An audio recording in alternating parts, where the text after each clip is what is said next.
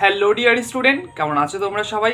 আশা করি ভালো আছো। আমি তোমাদের সুকান্ত স্যার চলে এসেছি জ্ঞানজ্যোতি কোচিংয়ের পক্ষ থেকে নতুন একটি ভিডিও ক্লাস নিয়ে। তো আজকে আমার আলোচ্য বিষয় হলো সম্পদের বিভিন্ন বৈশিষ্ট্য বা ক্যারেক্টারিস্টিক অফ আমাদের রিসোর্স। এই রিসোর্সের অনেকগুলো বৈশিষ্ট্য আছে, তো এই বৈশিষ্ট্যগুলো কিন্তু পরপর আমি এই ভিডিওর মাধ্যমে তুলে ধরবো। তো চলো দেখে নিই আমাদের প্রথম বৈশিষ্ট্য সম্পদের কি আছে।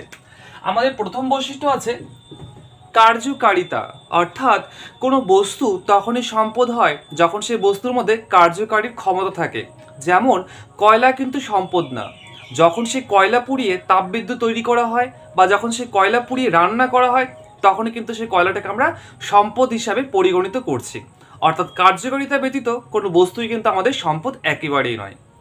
এরপরে রয়েছে উপযোগিতা, অর্থাৎ যে বস্তুর উপযোগিতা যত বেশি সেই বস্তুই কিন্তু আমাদের কাছে সম্পদ হিসেবে পরিগণিত হয়। অর্থাৎ কার্যকারিতার উপর ভিত্তি করে যেই বস্তুর উপযোগিতা আমাদের কাছে যত বেশি তার কিন্তু ব্যবহার আমরা তত বেশি করে থাকি, তাই না?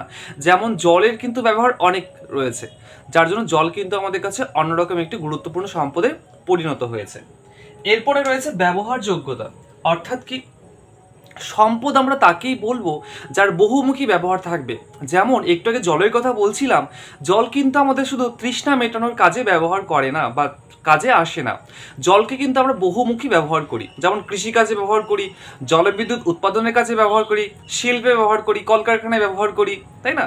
তো এই জন্য কোনো সম্পদ তখনই হবে, কোনো বস্তু বা অবস্তু সম্পদ তখনই হবে যখন তার ব্যবহারটা বহুমুখী হবে। এরপরে রয়েছে আমাদের একমুখী ও বহুমুখী ব্যবহার। এই পয়েন্টগুলোর সঙ্গে কিন্তু একটা অপরটা রিলেটেড বা জড়িত রয়েছে। অর্থাৎ কোনো বস্তুকে আমরা তখনই সম্পদ হিসাবে কনসিডার করব যখন তার কি হবে, যে তার যে কার্যকারিতা বা তার যে উপযোগিতা সেটা যত বেশি হবে সেটা কিন্তু আমাদের কাছে ততই সম্পদ হিসাবে পরিগণিত কিন্তু আমাদের কাছে অবশ্যই হবে, তাই না? যেমন জলের একমুখী ব্যবহার আছে এবং জলের বহুমুখী ব্যবহারে কিন্তু আমাদের কাছে অনেক দৃষ্টান্ত রয়েছে।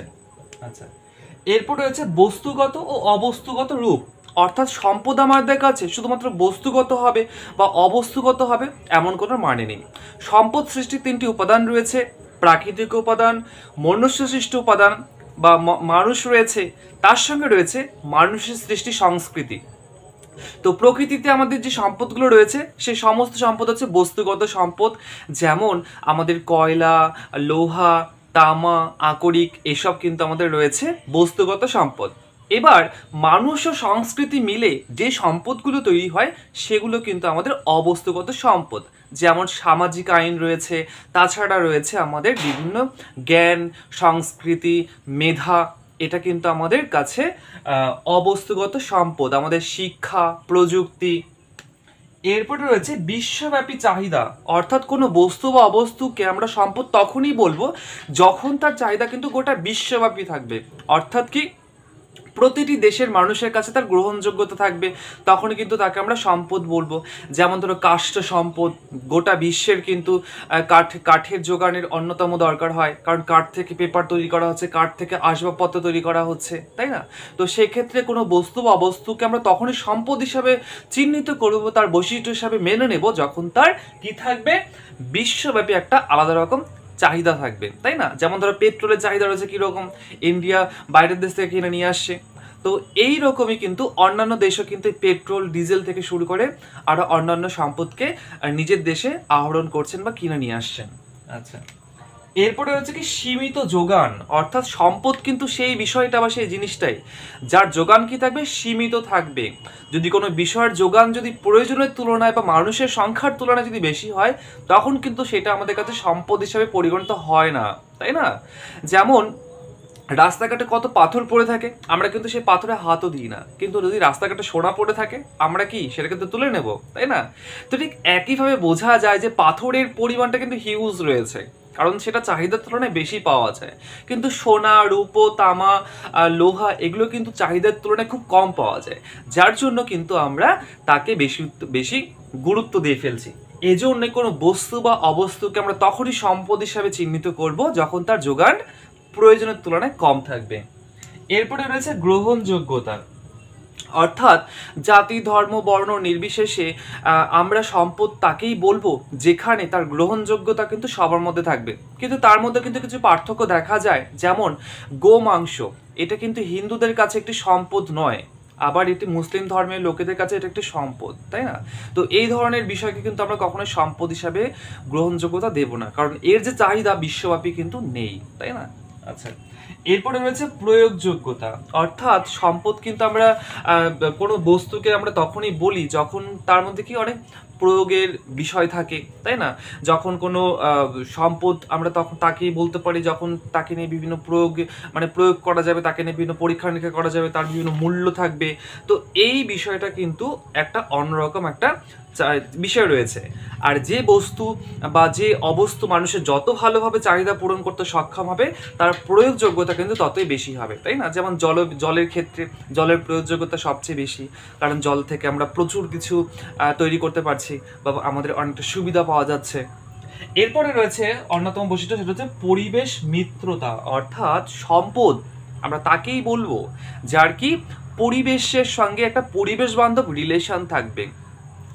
যেসব সম্পদ পরিবেশে বা যেসব বিষয় পরিবেশে দূষণ ঘটাবে সেগুলো কিন্তু কখনো আমরা সম্পদ হিসাবে গণ্য করব না।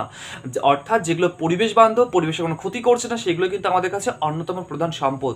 সৌরশক্তি, বায়ুশক্তি, জলবিদ্যুৎ এগুলো তো রয়েছে আমাদের কাছে। আর তাছাড়াও এবার তো তোমরা মনে করছো যে পেট্রোল, ডিজেল, তাপবিদ্যুৎ এগুলো তো পরিবেশে ক্ষতি করছে।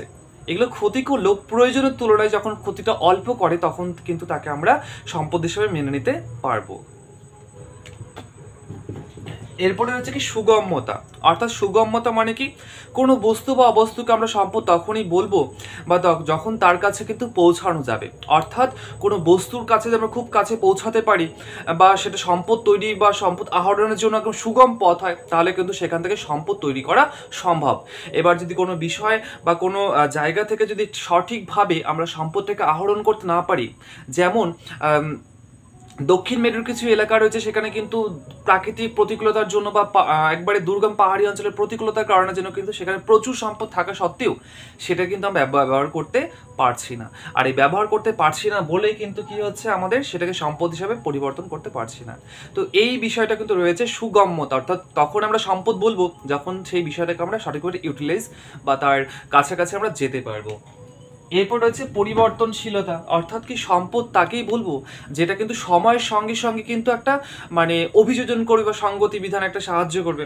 যেমন একেবারে প্রাচীনকালে বা তখন কিন্তু আমরা জলকে শুধু তৃষ্ণা মেটানোর কাজে ব্যবহার করতাম। মানুষের তখন মাথায় এটা ছিল না যে জল থেকে কিন্তু জলবিদ্যুৎ তৈরি করা যায় বা চাষের কাজে ব্যবহার করা যায়, তাই না?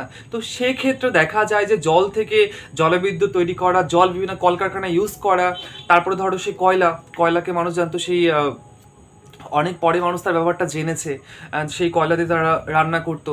এবার সেই কয়লা দিয়ে তাপবিদ্যুৎ তৈরি করা কিন্তু অনেক পরে একটা পুরনো প্রসেস। তো এই যে লং প্রসেস, অর্থাৎ কি কোনো বিষয় কি সবসময় আপডেট হচ্ছে, মানুষ যত উন্নত হচ্ছে, মানুষের প্রযুক্তি উন্নত হচ্ছে, আর এই প্রযুক্তির সঙ্গে সঙ্গে কিন্তু মানুষের চিন্তাধারারও একটা পরিবর্তন আসছে। যেমন আখের রস করার পর যে আখের যে ছিপটাকে ফেলে দেওয়া হতো, কিন্তু এই আখের ছিবড়া থেকে বর্তমানে কি হচ্ছে, উন্নত মানের কাগজ তৈরি হচ্ছে, যার জন্য কি এই আখের ছিবড়াটাকে কিন্তু প্রয়োজন মতো রেখে অন্য একটা শিল্পে কাঁচামাল হিসেবে ব্যবহার করা হচ্ছে, তাই না?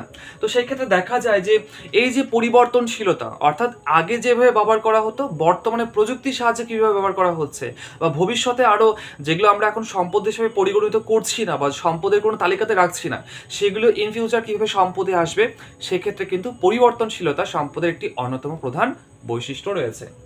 এরপরে লাস্ট পয়েন্ট রেখেছি জীবমণ্ডলকে সংরক্ষণ করার ক্ষমতা। অর্থাৎ 1992 সালে সেই ব্রাজিলের রিও ডি জেনিরোতে যে সম্মেলন হয়েছিল, বসুন্ধরা সম্মেলন, সেই সম্মেলনে কিছু গুরুত্বপূর্ণ টপিকস তুলে ধরা হয়েছিল। সেখানে বলা হয়েছিল যে মানুষের বিচারবোধ, জ্ঞান, প্রযুক্তি, শিক্ষা, অর্থ এসব তো রয়েছেই, তার সঙ্গে কি যে জীবমণ্ডলকে যে বাঁচিয়ে রাখার যে অন্যতম একটা ধ্বংসের হাত থেকে বাঁচিয়ে রাখার যে ক্ষমতা বা বাঁচিয়ে রাখার যে আইন কানুন রয়েছে, সেগুলো কিন্তু আমাদের পরিবেশের অন্যতম প্রধান সম্পদ। তো এই ছিল আজকে আমার ভিডিওর আলোচ্য বিষয় বা টপিকের আলোচ্য বিষয়, সম্পদের বৈশিষ্ট্য। আর আমার এই ভিডিওগুলোর মাধ্যমে কিন্তু প্রত্যেকটা বিষয় একেবারে পুঙ্খানুপুঙ্খভাবে ডিসকাস করা হচ্ছে আর তার সঙ্গে কিন্তু ধারাবাহিকতা অনুসারে কিন্তু আলোচনা করা হচ্ছে। তোমরা যারা আমার এই ক্লাসগুলোতে জয়েন করতে চাইছো বা আমাদের কোচিংয়ে অ্যাডমিশন নিতে চাইছো থার্ড সেমিস্টারের জন্য বা যে কোনো সেমিস্টারের জন্য, তোমরা কিন্তু অবশ্যই কন্ট্যাক্ট করতে পারো। আমাদের সঙ্গে কন্ট্যাক্ট করতে হবে 6295916282 অথবা রয়েছে 7076398606। এই নাম্বার কিন্তু তোমরা কল করে বিশদে টোটাল বিষয়টা জেনে নেবে। আমাদের কোর্স ফি কত রয়েছে, ডিউরেশন কত রয়েছে, তাছাড়াও কোন কোন সাবজেক্ট তোমরা পাচ্ছ, কোন কোন সুবিধা তোমরা পাচ্ছ, সমস্ত কিছু নোট টোট থেকে এভরিথিং কিন্তু তোমরা এখানে একটা পুরো প্যাকেজ তোমরা পেয়ে যাবে। ভিডিওটা ভালো লাগলে অবশ্যই লাইক করবে, কমেন্ট করবে, শেয়ার করবে। আর দেখা হচ্ছে নেক্সট কোনো একটা ভিডিও। ততক্ষণ ভালো থাকবে। Thank you.